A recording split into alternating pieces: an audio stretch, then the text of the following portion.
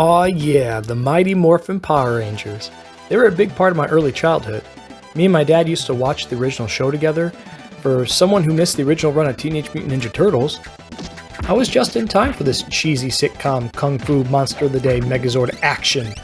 We know now how predictable and formulaic the show was episode to episode, but kids like me got swept up in the whirlwind that was the Power Rangers. In that whirlwind were many games made to cash in on its popularity.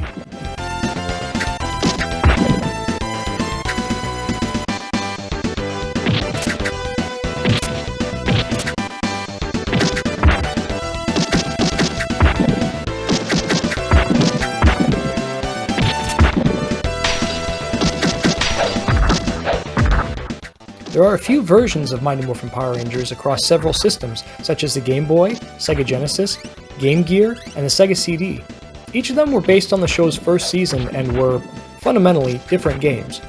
I haven't played the Game Gear version, but the Genesis is a 1v1 fighter, the Sega CD is a full motion video that equates to one big QuickTime event, and the Game Boy, this sweet Game Boy.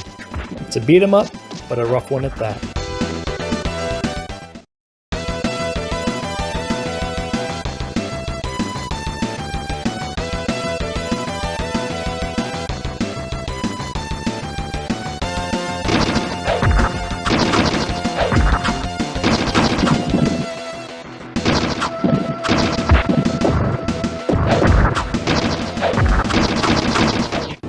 The SNES version is the one we're taking a look at today. The game was developed by Natsume, who made a slew of prior Power Rangers games, in addition to the Harvest Moon and Pocky and Rocky games. It was published by Bandai in 1994 in the US and Canada, and in 1995 in Japan. Much like the Game Boy game, sort of, it's a beat-em-up/platformer. It's also the best game of all the initial North American releases. The game sees you play as any of the original 5 Power Rangers across 7 stages. You play each stage as the Power Rangers before they morph, fighting Rita Repulsa's putties to advance throughout the stage. As a teenager, you don't have any weapons, though you can throw objects at enemies. You fight primarily with your punch that doesn't have much range, and your jump kick that comes in handy from time to time. After advancing through about a third of the stage, you get a preview of the boss you'll fight at the end, and you morph into a Power Ranger. After you morph, the character feels much easier to control and much stronger too.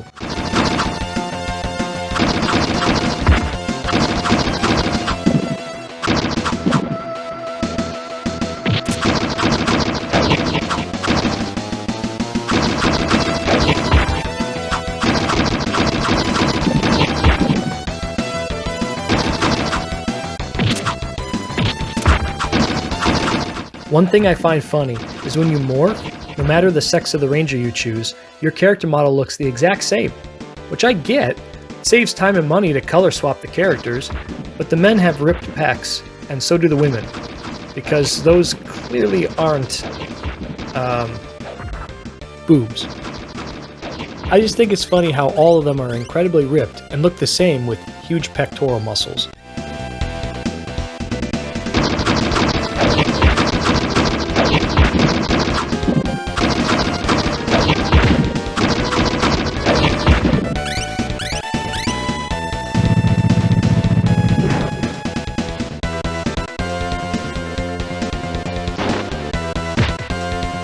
The first 5 stages are standard, but once you get to stage 6 and 7, you put together the Megazord and fight the final bosses.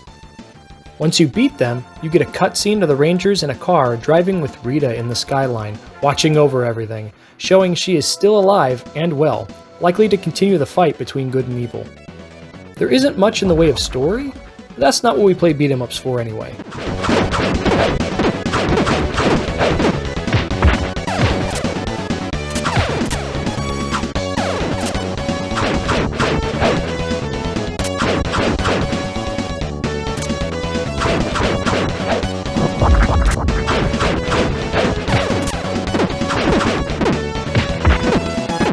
Now, the Super Nintendo has always been capable of good music, but the presentation when booting this game up is simply incredible.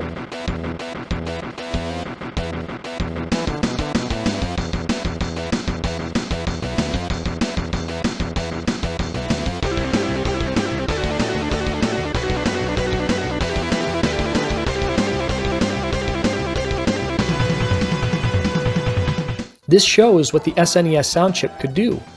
I believe this is one of the better soundtracks on the NES. The instrumentation sounds almost like a band is playing. And the voices? They're crisp and clear. Not many developers put in the time to make their games sound this real, let alone a licensed game. The music in the rest of the game is pretty good too. Needless to say, the presentation has me quite impressed.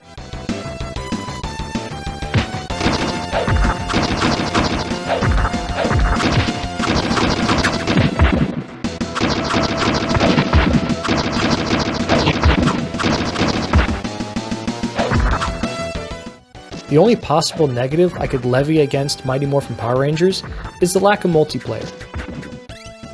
I would assume it's because of the amount of platforming elements that must have made it difficult to properly implement multiplayer. That makes the most sense to me. It's not the biggest deal. Kinda wish they had a multiplayer survival mode or something, because man, this is a gorgeous game to look at.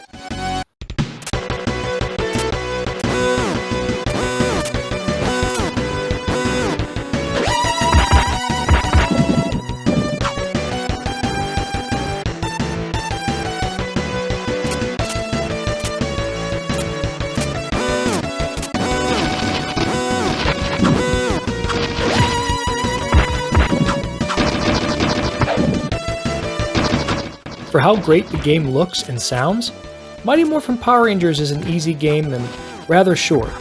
But it's not necessarily a bad thing. If you're looking for something more substantial in your beat-em-ups, there are plenty of other games for you like the Final Fight or Streets of Rage games. The best aspect about the SNES version is regardless of skill level, there's something to like about it.